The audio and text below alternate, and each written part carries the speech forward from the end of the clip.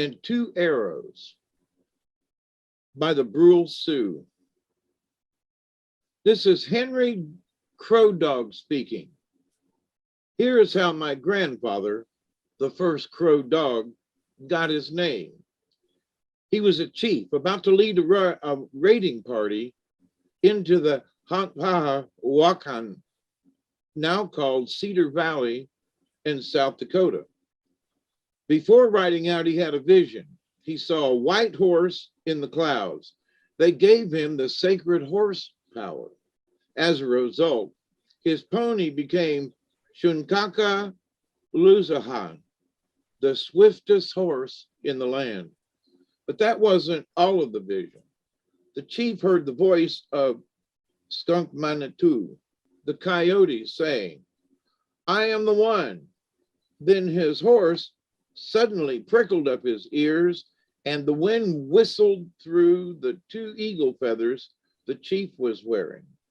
The feathers spoke, telling him, "There's a man standing on that hill over there between the 2 trees."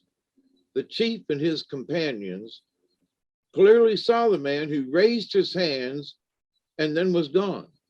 The chief dispatched 2 scouts, one to the north and one to the south, but they returned saying that they had seen no one.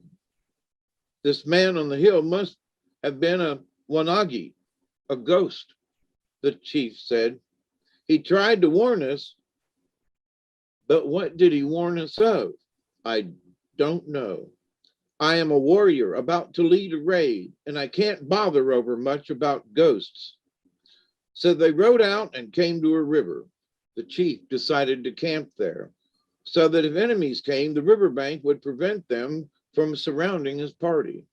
During the night, the chief heard the coyote howl 4 times. Skunk Manitou was telling him, "Something bad is going to happen to you." The chief understood and gathered the men of his party together. There were some Tolka, some Kit Fox warriors there. They sang a strong heart song. I am Fox. I am supposed to die. I already threw my life away. Something daring, something dangerous, I wish to do. They painted their faces black. They made themselves sacred. They prepared to fight and to die. They said that it would be a good day for a man to give his life. At dawn, the enemy attacked. There were some Wasichu, some white settlers, led by blue-coated soldiers, and many Crow scouts and Absoroka warriors helping them. Indians helping whites to fight Indians. This was indeed a bad thing. In the chief's party, however, there were many famous warriors. There was Two Strikes, Numpa Kachpa, who got his name when he shot with 1 bullet 2 white soldiers riding on the same horse. Kills in Water was there, and Hollow Horn Bear's son, and Kills in Sight. 2 Crow scouts wounded Kills in Sight and shot his horse from under him. The chief went to him at a dead run, killing the traitors, counted first coup on them, and put Kills in Sight on his own fast horse. Kills in Sight whipped the horse, which took off with him hanging on to it. The horse was so fast that no enemy could come near, and it carried Kills in Sight safely home. On foot now, the chief was looking around, hoping to catch himself one of the riderless Crow horses, when he took 2 enemy arrows, one high on his chest, right under the collarbone, the other in his side. The second arrow went deep right into his bladder. He broke off the arrows with his hand, and Hollow Horn Bear's son and 2 others of the band came to help, though they too had been wounded. Their horses all had at least 1 arrow in them. The chief told them, "No use bothering with me. I'm hurt bad. I can't live So save yourselves. Still, they caught a fallen man's horse and put the chief on it, saying, be strong, hold on. Then the Absaroka and some Wasichu swooped down upon them, and they had a hard time forcing their way through. Fighting for their lives against many, they lost sight of their chief. They thought he must have been killed and rode home, talking of the bad things that had happened. The chief had been riding, but he soon became so weak from loss of blood that he fell off the pony. Lying in the snow in great pain, he hardly had the strength to sing his death song. He was all alone, with neither friend nor enemy in sight. Suddenly, two coyotes came, growling, but gently. They said, we know you, and kept him warm during the night by lying on either side of him. They licked the blood off his face. They brought him deer meat to make him strong, and a sacred wound medicine, which they told him to apply where the arrows had hit him. The medicine made his flesh tender and caused it to open up so that he could pull out the arrowheads and what was left of the shafts.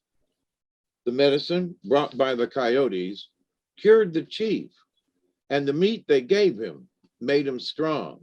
When he was able to walk, a crow came flying and guided him home.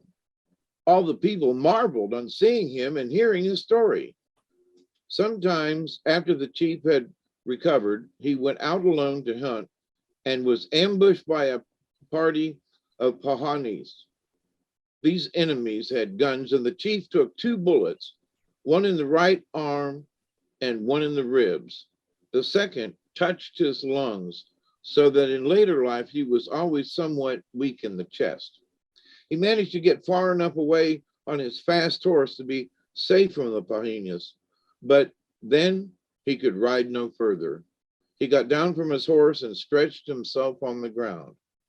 This time, I die for sure, he said to himself. But again, the 2 coyotes came, bringing meat and bullet medicine, nursing and warming him for 4 days until his strength returned and his wounds were a little better. And then again, the crow came flying, watching over the man, warning him when enemies were close, guiding him to the place where his horse had strayed. So once more the chief came back alive from the dead.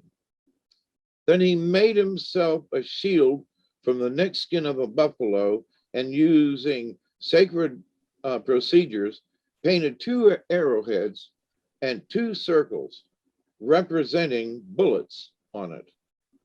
This was his Watavwa, his crest and protection, because after he had survived these 4 wounds, and after he had made the shield, nothing further could ever hurt him. And then also he took his last name, Kangi Stunka, Crow Coyote, which the white census takers misunderstood and made it into Crow Dog. You can stand on a name like this. And this was told by Henry Crow Dog on Rosebud Indian Reservation, South Dakota in 1969, and recorded by Richard Erdos.